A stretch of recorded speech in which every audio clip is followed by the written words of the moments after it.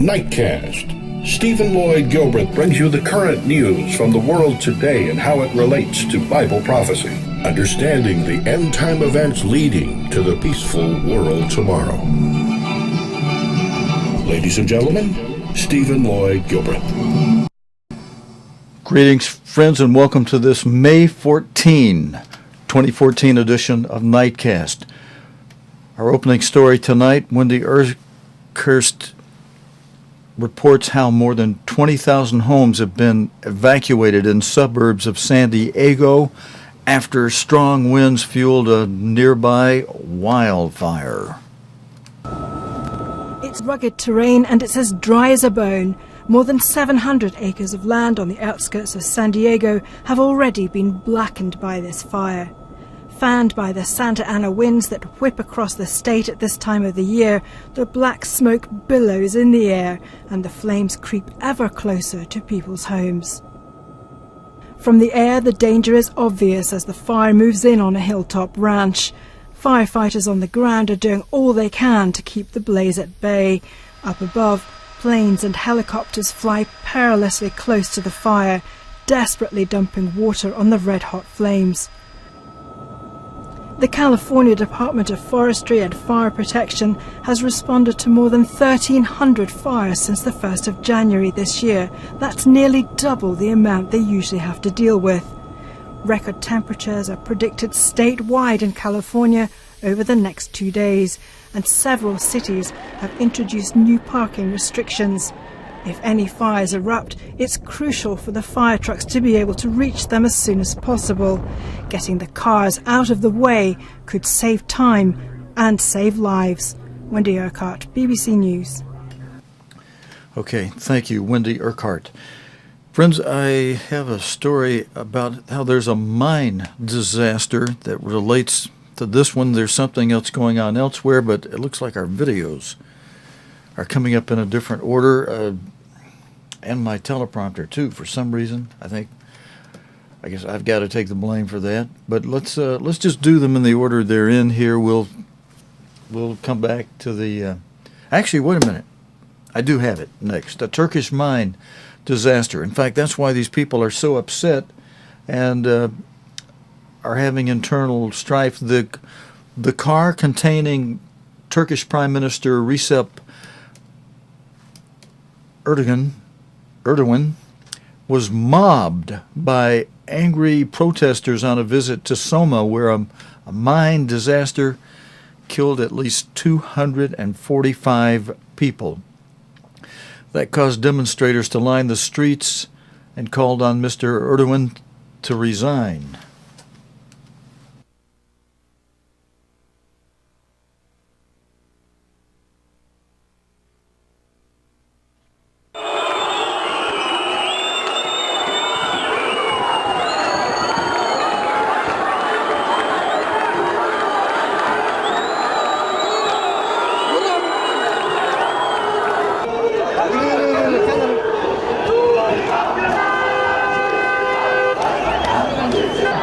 Friends, this story is from today. We don't have any commentary with that, but you can see how the demonstrators are quite upset. There is Prime Minister Erdogan. We do have some video on this, though, and another story on this about the Turkey coal mine disaster. This will tell you how rescuers are hunting desperately for scores of Turkish coal miners still missing after an explosion caused a pit to collapse. The earth of western Turkey gives up its survivors slowly. This morning, rescuers saved a few miners from the fire below. It began when a power unit exploded deep underground. For the past 24 hours, we've been waiting, hopefully, to get our friends out alive. That's all that we wish.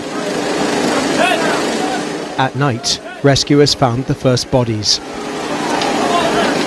Many of these miners choked on carbon monoxide. More than 100 of their fellow workers may still be trapped. Uzule's husband, Mehmet, is underground. God help us, she cries.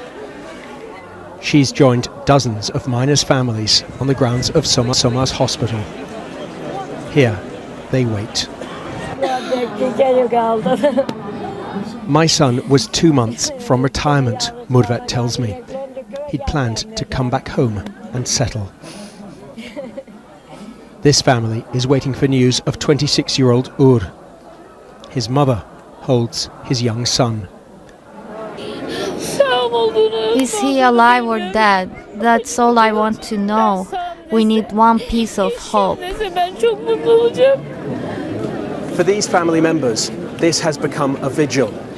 They're desperate to find out what's happened to the miners still trapped underground. And there's nowhere else for them to go.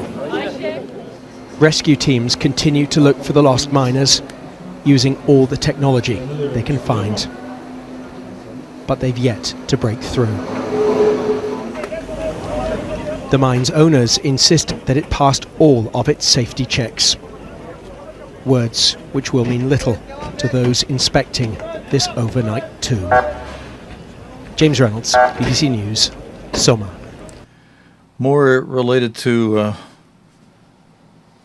injury or actually this is related to disease epidemic. The World Health Organization has been meeting to decide whether to declare a public health emergency after a sudden spike in cases of a deadly virus known as Middle East Respiratory Syndrome, MERS. The flu-like virus has killed at least 150 people since it first emerged in Saudi Arabia 2 years ago. There have been cases in Europe and most recently in the U.S. Tulip Mazunder reports. This potentially deadly virus is spreading at a much faster rate than ever before.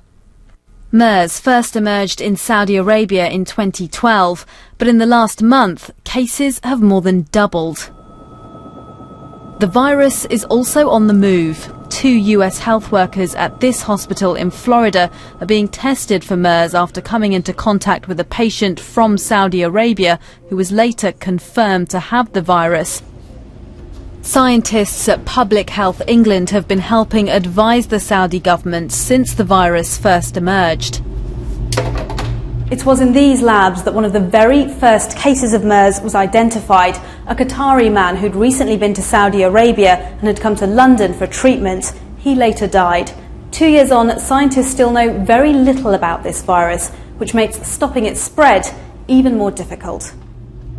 MERS is a type of coronavirus from the same family of viruses as the common cold and also Sars, which killed hundreds of people in East Asia in 2002. These are the projections. Experts aren't sure how it spreads, but they don't think it's very contagious. Symptoms include fever and coughing, which can lead to organ failure and ultimately death. There's no vaccine or cure. The recent spike in cases in Saudi Arabia has caused international concern. We don't think it's related to any changes in the virus as far as we can see. We think this has been a change in the policy and the way people are tested, and also certainly a number of the cases have all been linked to outbreaks in hospital, and we think that's probably a reflection on infection control within that hospital. This is how it's thought the virus was passed on to humans. Scientists have linked cases to camels, an integral part of life in the Middle East, used as transport and food. There have been concerns the Saudi government hasn't shared enough information about the virus. The country's health minister was sacked without explanation last month. Virus corona. Public awareness campaigns are underway and the government has just announced new, what it calls, tougher infection control guidelines. The World Health Organization will announce later whether this outbreak is now considered an international public health emergency. Tulip Mazumdar, BBC News. And friends, if you caught that toward the end of that video, they are pointing to camels as a carrier of it and as possible cause of this MERS. Well, you people need to stop eating them over there. That's the problem is you're eating those camels. That's the real problem behind this disease and spreading it and getting it into humans. Stop eating the camels. Now it made me think of several scriptures. The first one I'll put up on the screen and mention is, we had second Passover in my church last night. When I say my church, it's a scattered church now, but it's for those who missed the first Passover, we had second Passover. And this is one of the verses we often read during Passover ceremony, annual memorial ceremony service. 1 Corinthians 11, verse 30, "For this cause many are weak and sickly among you." God puts it, he explains that a cause for sickness is because we're not obeying God, and we're not acknowledging Christ in the way that we should in his body. But specifically, we're not obeying him. And there are a couple verses I'll go over with you where it tells us what we should eat and not eat in the way of clean and unclean meats and other things, insects and other things. And the camel is expressly, specifically mentioned as a taboo meat. It's mentioned first of all in Leviticus 11, verse 4. God says specifically, "These shall you not eat of them that chew the cud or that divide the hoof, as the camel." Because although the camel chews the cud, the camel doesn't divide the hoof. And therefore, God says, he is unclean to you. Now, what does God mean by he's unclean? Does that mean some ritualistic thing? No, he means that animal is like a vacuum cleaner. It's like eating the little garbage bag inside of a garbage cleaner. The animal is not made for human consumption.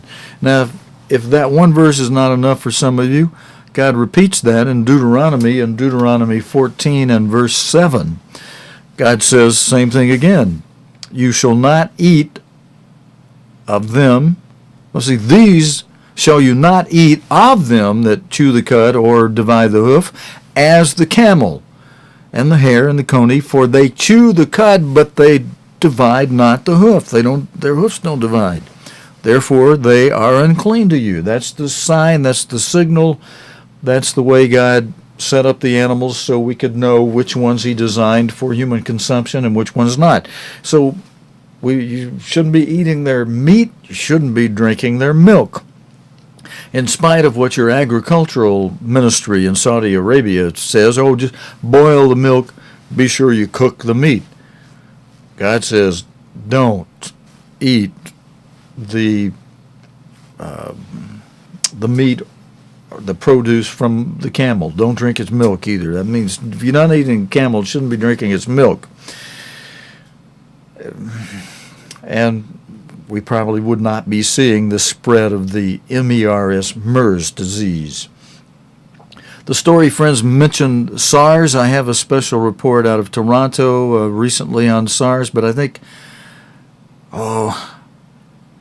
because I may have already triggered the thing where I'll have to do the reports anyway on this next one for licensing. So let me show you this one on what's happening more recently since the 2002 outbreak on the Sars thing. Let's see if I can find my notes on this.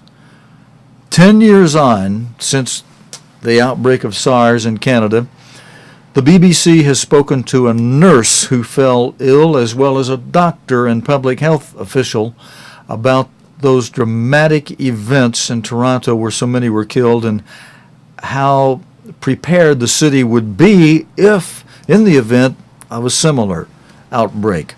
This video was produced for the BBC by Anna Brisanen. The camera work was by Ilya Schnitzer, and it's part of the BBC Altered States series.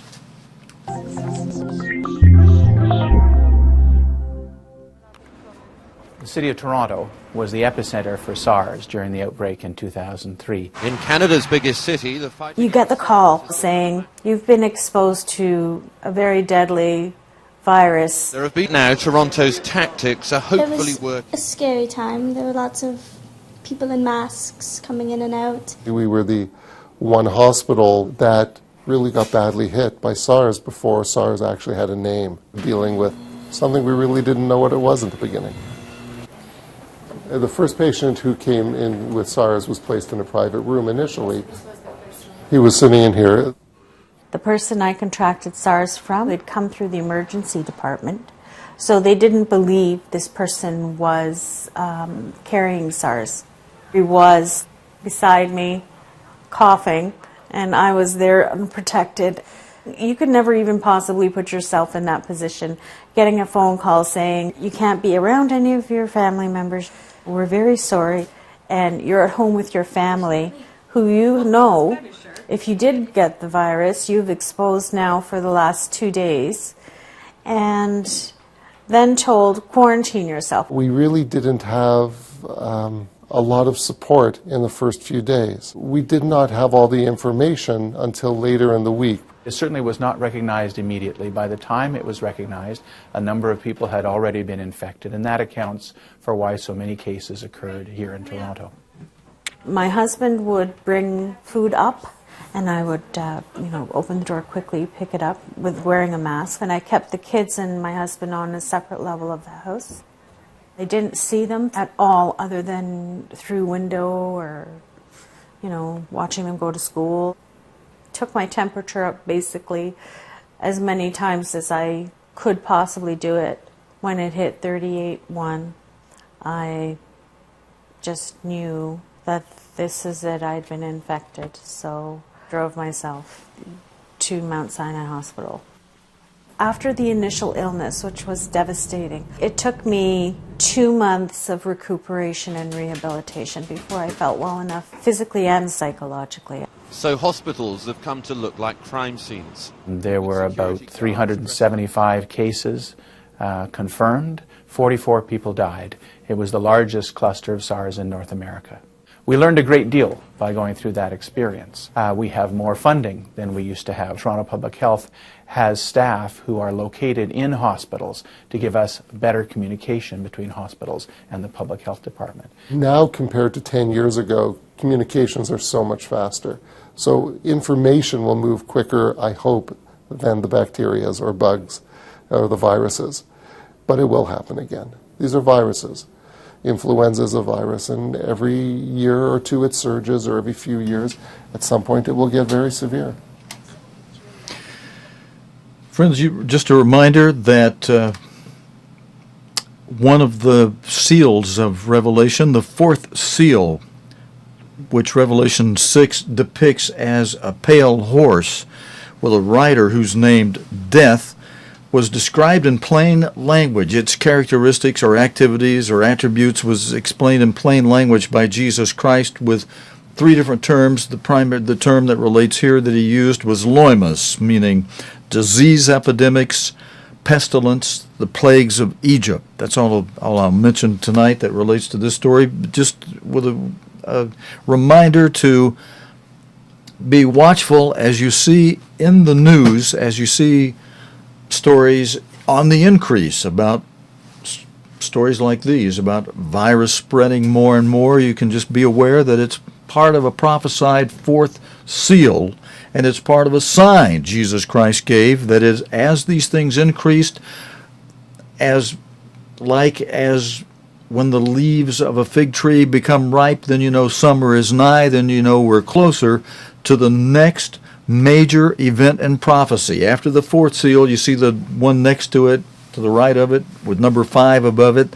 The next major event in prophecy is seal number 5, the Great Tribulation, a time of the martyrdom of God's saints, a time of World War III, a time of the crowning of a new emperor over the revived Holy Roman Empire. It'll be holy because, quote-unquote holy, because the Pope will hold the coronation ceremony to crown a new Assyrian German emperor Most likely the crowning will be done where it has been for the past many centuries, hundreds of years, in Frankfurt, Germany, in the Emperor's Hall that the United States, with the Marshall Plan, helped to rebuild after the Allied forces bombed the Emperor's Hall and blew it up toward the end of World War II. But the United States provided the funds through the Marshall Plan, helped rebuild the Emperor's Hall,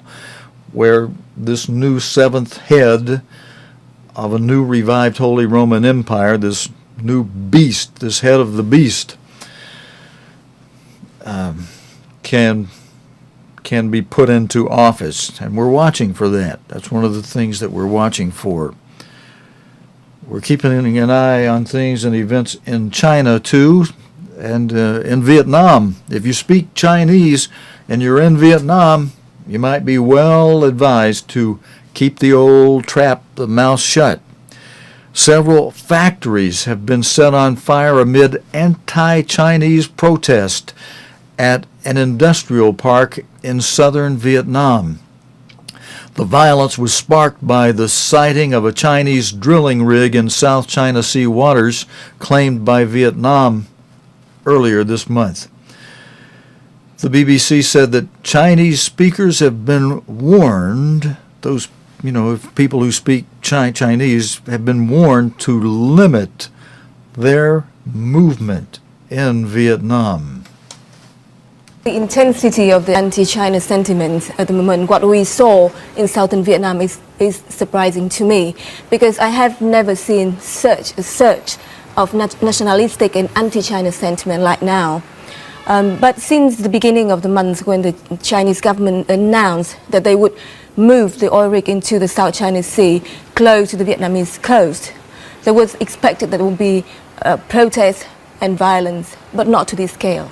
And of course, the Chinese embassy in Hanoi issued a warning and told Chinese citizens not to limit movement. That's right, because there is concern about safety of not only the Chinese, but also anyone who speaks Chinese or anyone who look like Chinese citizens.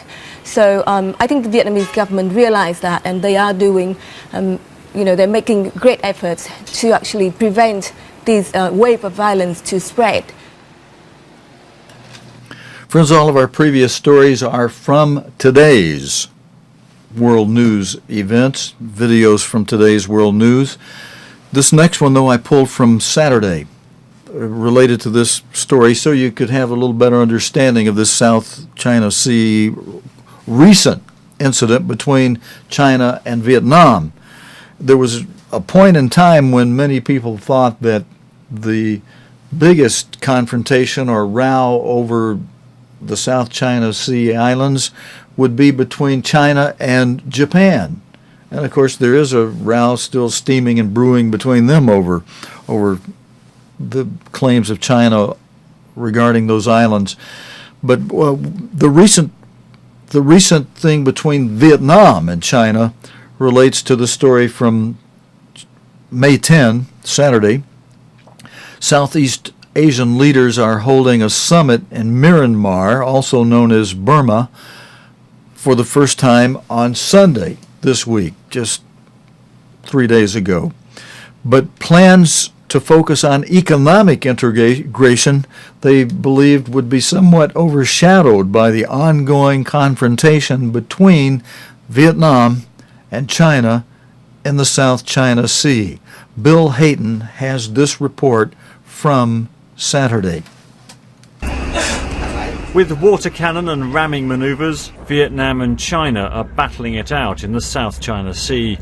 China has sent an oil rig into waters claimed by Vietnam, and the two countries' coast guards are fighting a territorial battle with regional, perhaps global implications.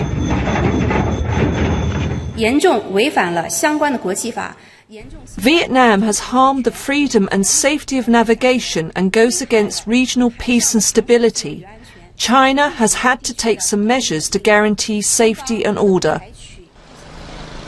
Vietnam wants the Association of Southeast Asian Nations to give it political support at this summit. However, some countries, particularly Myanmar and Cambodia, rely on China for aid and trade. The result could be a split. ASEAN is supposed to be driving towards economic integration along the lines of the European Union. It's ambitious, but the organisation's head says it can be done.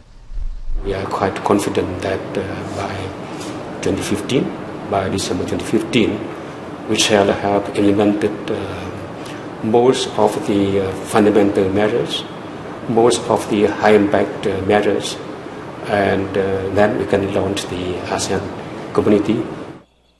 But at this meeting, ASEAN's economic plans will be overshadowed by its political difficulties.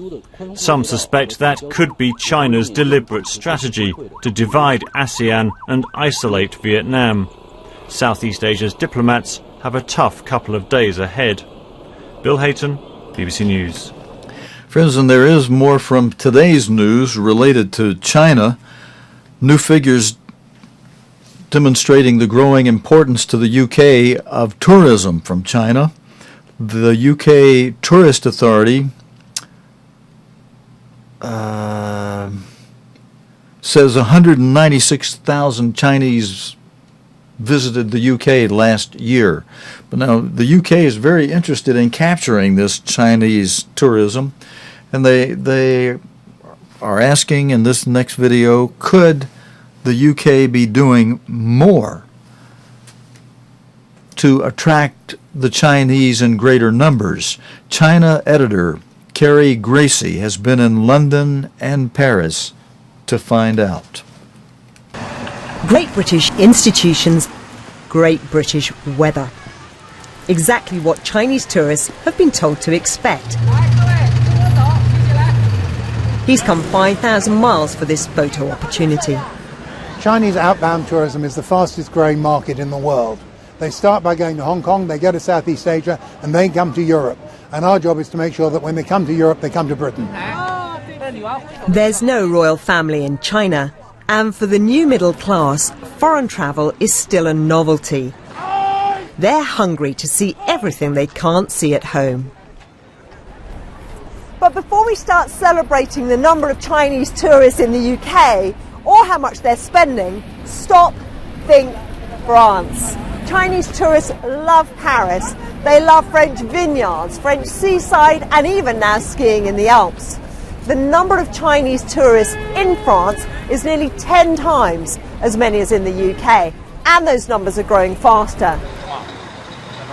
These big spenders love luxury goods, and high taxes back home make for a shopping frenzy in Europe. There are plenty more where these visitors came from. 2012 we had a 23.3% increase. We expect the same kind of increase for the next few years. One visa allows entry to 26 European countries, but the UK insists on a separate visa, and many find that frustrating. I hope one day I can, from Paris, I can take the train and go to London. I hope. Never keen to be outdone by France, Britain has tried to speed up visas, but Chinese are still voting with their feet. The message? If you want to see us on the other side of the channel, put out the welcome mat. Carrie Gracie, BBC News. Okay, thank you very much, Carrie Gracie, for that report. I was just grabbing my Bible to take a look at something, friends, because every time I look at those huge numbers of people in China, I always think about a verse that talks about a huge army. And where is the huge army of Revelation 9:16 going to come from? It's described as 200,000 in the King James Version, or 200 million people in that army. Friends, we're out of time. So I'm just going to have to say thank you for joining me tonight for this Wednesday night report. God willing, and the creek don't rise, we'll be back again tomorrow night, Thursday night, with our next edition of Nightcast, the current day's news related to the Bible and prophecy. Until next time, your host, Stephen Lloyd Gilbreth, saying, so long, friends. You have been watching Nightcast with Stephen Lloyd Gilbreth. Nightcast can be seen Sunday through Thursday nights here on COGTV.org. Tonight's program is also available anytime on demand in the cogtv.org video archive.